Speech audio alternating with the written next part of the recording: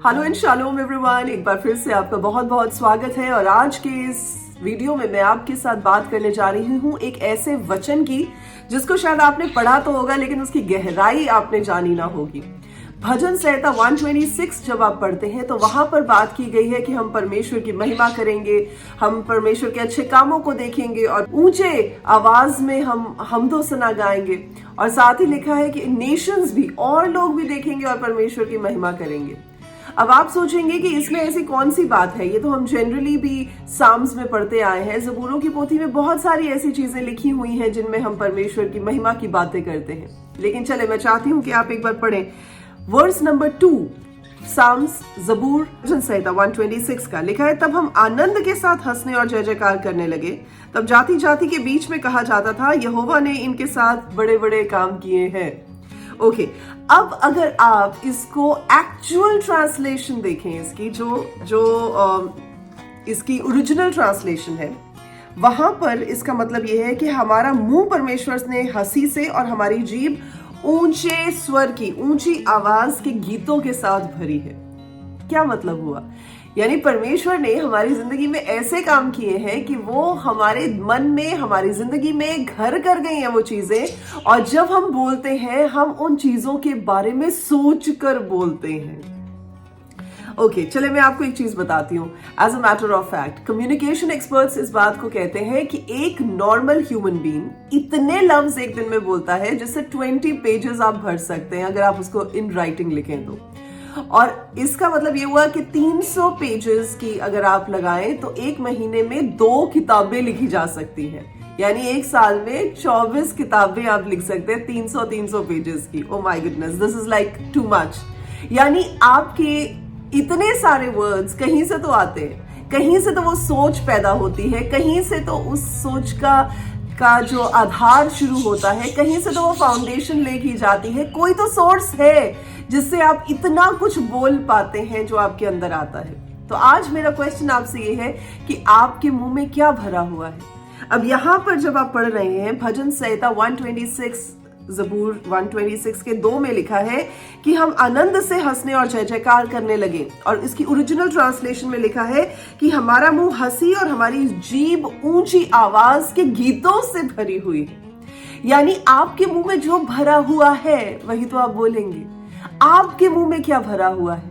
3री आयत में लिखा है कि यहोवा परमेश्वर ने हमारे साथ ऐसे बड़े बड़े काम किए हैं और इससे हम बड़े खुश हैं। अब इन्होंने तो ये बात कह दी कि हमारे लिए प्रभु ने बड़े बड़े काम किए हैं, इसीलिए हम बड़े खुश हैं। इसीलिए हमारा मुंह जो है वो परमेश्वर के गीतों के साथ, परमेश्वर की हंसी के साथ, उस खुशी के साथ भरा हुआ है।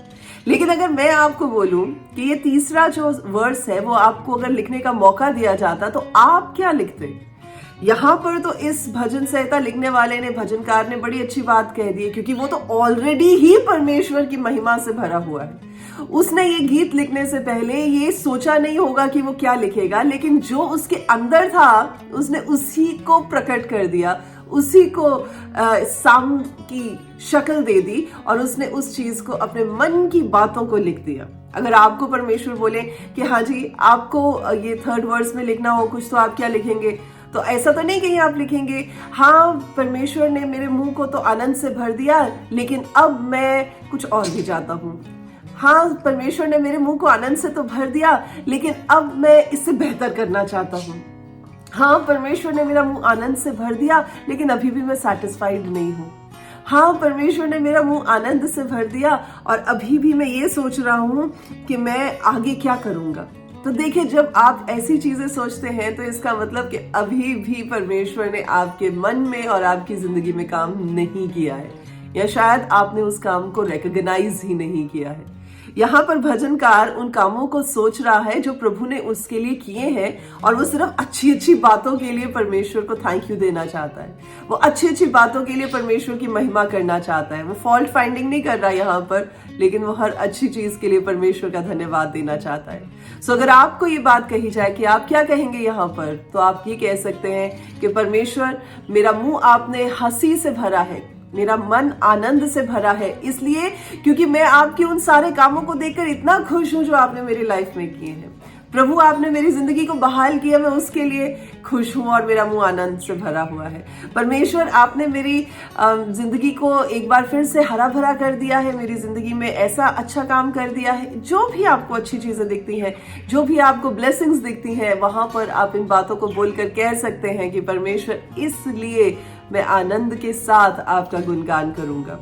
और एक चीज और बड़ी इंटरेस्टिंग है यहाँ पर, और वो ये है कि जब यहाँ पर भजन लिखने वाला कह रहा है, वो कह रहा है कि सिर्फ मैं ही खुश नहीं हूँ, मेरी खुशी इतनी बड़ी है, मेरी जिंदगी में जो परमेश्वर ने काम किए इतने सुंदर हैं कि लोग भी देख रहे हैं और इस बात की जो पुष्टि कर रहे हैं, इस बात का वर्णन कर रहे हैं। They are describing what god has done good in my life. So मेरे अजीजों, आज मैं इस वचन के साथ आपको एनकरेज करना चाहती हूँ कि आप अपनी ब्लेसिंग्स को देखकर अपने मुंह को उस खुशी और आनंद के साथ भरें और परमेश्वर की महिमा करते हुए भरें, ताकि जो भी आप मुंह से निकालें उसके लिए आप खुश हो। कुछ ऐसे वचन ना, कुछ ऐसी बातें अपने मुंह से मत निकालिएगा जिनको निकालते हुए आपको शर्मिंदगी महसूस हो। सो आज इस वचन के साथ मैं आपको प्रभु में आशीष देना चाहती हूँ। और इस बात को एक जो अनोनिमस राइटर ने ये बात कही है, उसने कहा है कि When my thoughts and the word are in one accord, यानी कि जब मेरी सोच और मेरे जो परमेश्वर का वचन है वो दोनों एक ही लाइन में, एग्रीमेंट में होते हैं, कहता तब मेरे मुंह से जो भी वचन निकलते हैं, जो भी बातें निकलती हैं, उनके साथ मैं प्रभु यीशु के नाम को आदर देता हूं और महिमा देता हूं। आज मेरी आपके लिए प्रार्थना है कि आप भी ऐसी बात बोल सकें और कह सके कि परमेश्वर, मैं आपका आदर देता हूँ हर एक बात से जो मेरे मन में है, क्योंकि वो आपके वचन के साथ मेल खाती है। Be blessed people of God. अगली वीडियो में मैं आपके साथ फिर करूंगी मुलाकात। परमेश्वर में बने रहें और बढ़ते रहें प्रभु यीशु के जिंदा नाम में। आमीन।